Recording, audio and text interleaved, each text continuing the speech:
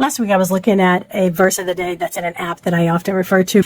And in that verse of the day, it was Matthew 5:4, and it says, "Blessed are those who mourn, for they shall be comforted." And immediately I thought, why must we mourn in order to be comforted? I mean, my husband holds my hand and I'm comforted. He walks up and puts his hand across my shoulders and I'm immediately comforted.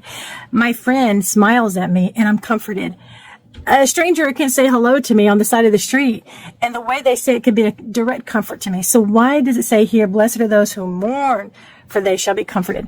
And before I even finish that whole thought of questioning or anything like that, a particular verse in Ezekiel 9 stood out to me. And it is that I want to dive into today. It was verse 4 of Ezekiel chapter 9 that I had clear recollection of. Ezekiel had just been shown in the spirit the wicked things that the priest and those in the temple were doing in secret inside the temple. They had provoked God to anger. He called all those who have charge over the city to come to him. 6 showed up with a battle axe in hand. One of the 6 had a different assignment from the others. He was told to use his inkhorn to go through the midst of the city, through the midst of Jerusalem, and put a mark on the forehead of the men who sigh and cry over all the abominations that are done within it. The word mourning is sticking out in my mind. I went back to the Greek roots to find out what is the meaning that is being conveyed here in this word mourning. And it is just as you suspect. It means mourn, to bewail or mourning or mourned, to grieve, the feeling or the act of grieving, properly to grieve over a death.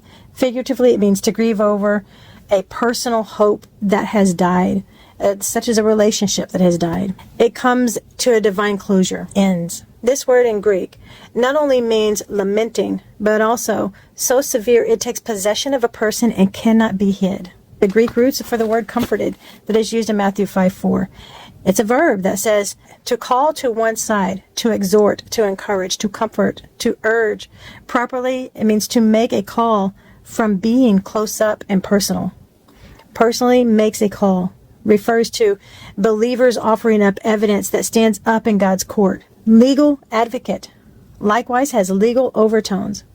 Of the consolation, comfort, given not in words, but by the experience of a happier lot, or by happy issues, equivalent to refresh and cheer. The Hebrew root for the word mark that is used in Ezekiel 9:4. This word is a noun and is a masculine use. A mark, by implication, a signature.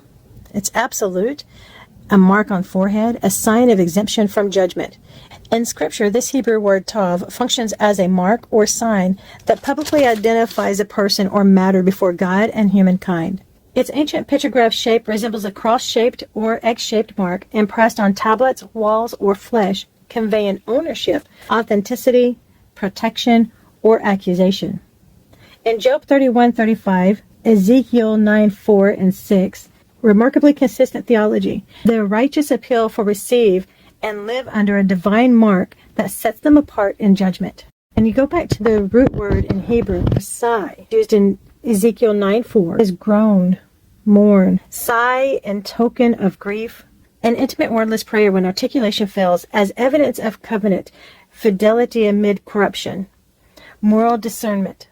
Ezekiel 9:4 separates the righteous remnant from the complacent majority. Those who groan at sin align themselves with God's holiness. The word cry used in Ezekiel 9:4 means cry, groan, to shriek. In mourning, lamentation. This Hebrew term anach describes a deep audible groaning or wail that rises from intense sorrow, distress, or pain. In Scripture, it's never casual. It signals either righteous anguish over sin or involuntary agony under divine judgment. Number 1, sign of judgment. Groaning frequently accompanied the downfall of nations, such as Babylon and Tyre, and serve as audible proof that God's warnings are fulfilled. And number 2, it's an indicator of righteous sensitivity. Those marked in Jerusalem groan before judgment falls. Their lament identifies them as spiritually alive amidst pervasive wickedness. And number 3, controlled lamentation. Ezekiel's muted groan models prophetic obedience. His personal feelings are subordinated to the divine message. Such restraint displays that hope ultimately eclipses grief for the people of God. Today, genuine intercessors mirror Ezekiel 9:4, grieving over societal sin rather than merely denouncing it. Ezekiel chapter 9, verse 4 has come up so many times in this past week. And the Lord said to him, "Go through the midst of the city, through the midst of Jerusalem, and put a mark on the foreheads of the men who sigh and cry over all the abominations that are done within it." These people who are marked and set aside and saved from his wrathful judgment are the people who were sighing and crying. They were mourning for what was going on behind closed doors, wicked, disgusting, vile things that were happening inside of God's house, his temple. Those were the people who were mourning, and those are the people who were comforted by God's salvation. They were comforted by not receiving his wrath. Instead, they were able to be saved and rescued from that. And that is our hope today. Our hope of salvation is in Jesus Christ, that as we mourn for the things that he mourns for, the things that break his heart, break our heart, the things that he rejoices over, we rejoice over. We will be comforted when we look and see what the church is doing behind closed doors, what those who are inside the temple are doing behind closed doors that grieves his heart, that draw him to anger.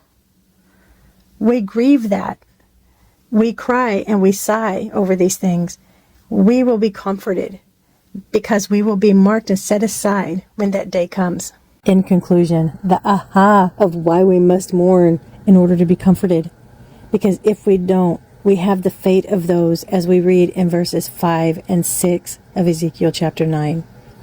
To the others he said in my hearing, go after him through the city and kill. Do not let your eye spare nor have any pity. Utterly slay old and young men, maidens and little children and women, but do not come near anyone on whom is the mark, and begin at my sanctuary. So they began with the elders who were before the temple. Blessed are those who mourn, for they shall be comforted. Be counted as one who mourns.